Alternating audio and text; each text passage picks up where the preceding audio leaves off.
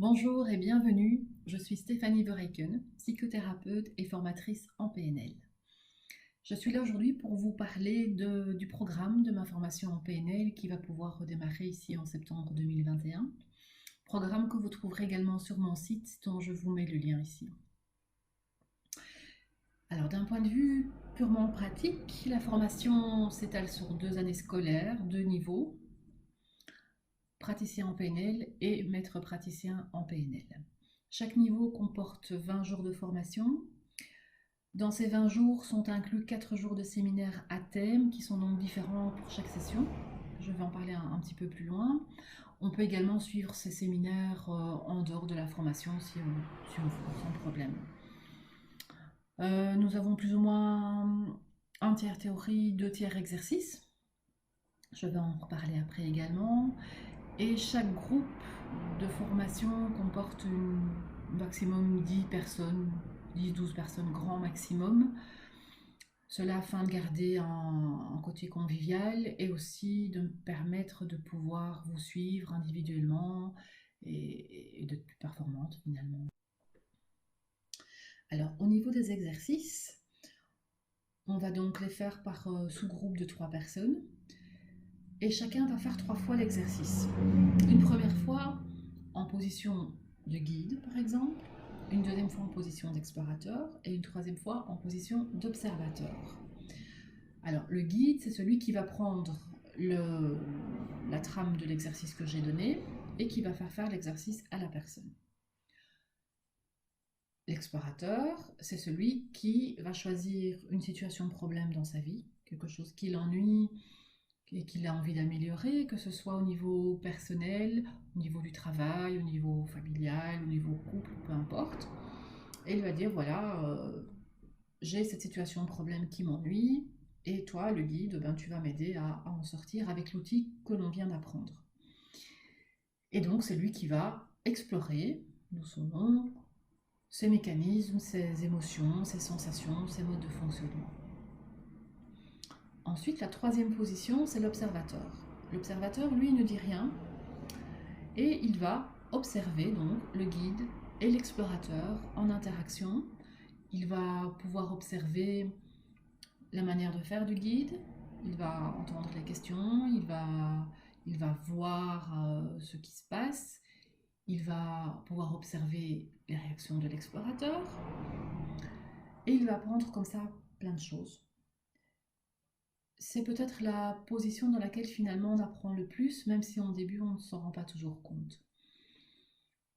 Ensuite, on tourne. Donc si vous avez été explorateur, vous devenez guide.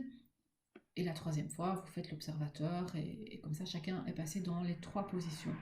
Ensuite, vous faites un petit feedback entre vous, tous les 3. Moi, pendant ce temps-là, je passe d'un groupe à l'autre pour voir si tout se passe bien, pour aider, voilà, pour aller plus en profondeur dans les choses. Voilà, je supervise en fait, je supervise et je guide un petit peu tous les groupes en passant là où on a besoin de moi. Et ensuite, on réunit tous les groupes pour faire un feedback général. Et là aussi, le feedback est une partie très importante de la formation, puisque ça permet de se rendre compte que fonctionne différemment, que on s'attend à ce que tout le monde ait fonctionné plus ou moins comme nous, et en fait, finalement, on se rend compte des différences qu'il y a d'un groupe à l'autre. Alors, toujours d'un côté pratique, pour chaque niveau, il y a 4 jours de séminaire. En général, c'est 2 séminaires de 2 jours.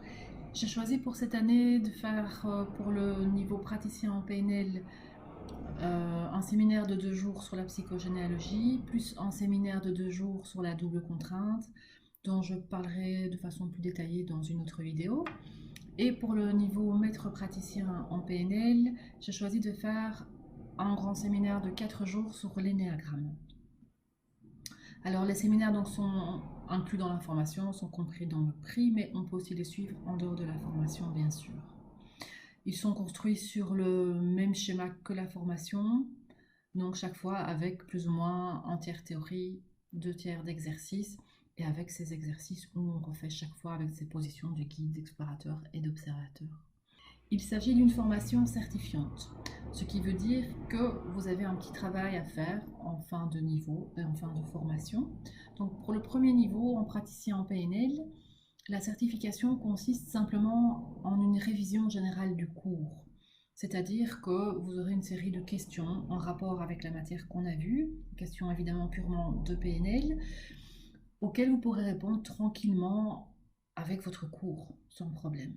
Alors évidemment, je ne recale jamais personne en fin de premier niveau, ça n'a aucun sens. L'objectif est vraiment pour vous de relire le cours parce que bien souvent vous avez fait les exercices, vous vous souvenez de l'effet que ça fait, vous vous souvenez d'un tas de choses, mais vous ne savez plus dire cet outil-là s'appelle comme ça, on a vu, ou alors vous avez oublié une partie de la matière.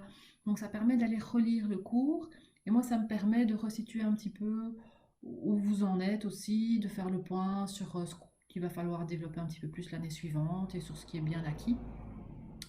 Donc c'est vraiment une formalité. Par rapport à la fin de formation, à la fin du maître praticien, là vous avez une modélisation. Alors c'est un travail qui demande un petit peu plus de temps, où il n'y a non plus rien à étudier hein, de nouveau, et c'est un travail qui vient vraiment clôturer la formation. C'est-à-dire que vous allez définir une compétence, un objectif que vous avez envie d'acquérir, et vous allez choisir 3 personnes qui ont déjà atteint cet objectif ou qui ont cette compétence, et vous allez les modéliser. Donc avec tous les outils PNL que vous avez appris pendant ces 2 ans de formation, vous allez comparer ces 3 personnes et voir qu'est-ce qu'elles ont en commun et qui est différent de vous. Qu'est-ce qu'elles font que vous ne faites pas pour réussir, ou à l'inverse, qu'est-ce qu'elles ne font pas que vous faites peut-être. Et après, vous allez tester, mettre cet outil en pratique et tester pour voir si ça fonctionne.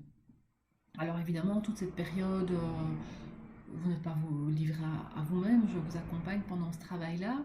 Et les personnes qui l'ont passé dans les autres groupes de formation en sont toujours ravies parce que c'est vraiment la cerise sur le gâteau. C'est vraiment, ça fait souvent peur au début alors que finalement c'est quelque chose de très chouette, de très agréable et qui apporte vraiment un plus à la formation. Donc voilà, ça c'est pour tout ce qui est le côté pratique.